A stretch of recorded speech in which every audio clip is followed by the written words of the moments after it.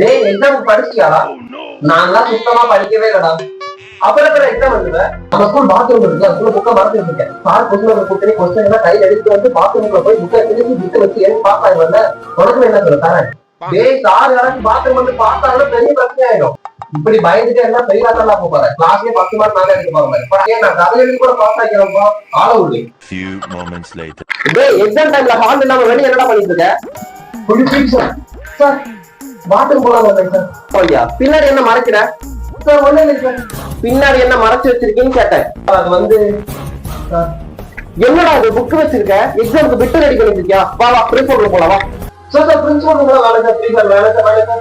வாடான்னு சொன்னேன். சார் நான் லாஸ்ட் நடந்த ஸ்போர்ட்ஸ் காம்படிஷன்ல 500 மீட்டர்ல ஃபர்ஸ்ட் பிரைஸ் வாங்குனேன் சார். ப்ளீஸ் சார் வேலை சார். ஓ அத்லட்டா நீ? சரி அந்த ஒரு ரீசனுக்காக உன்னை மன்னிச்சு விடுறேன். போய் மாட்டிக்காமனாச்சும் விட்டாடி சரியா? போ. அப்பாடி விட்டுட்டாரு. என்ன எது சொல்ல நம்புறாரு? நான் ஸ்போர்ட்ஸ் காம்படிஷன்ல ஸ்கூலுக்கே வரலையே.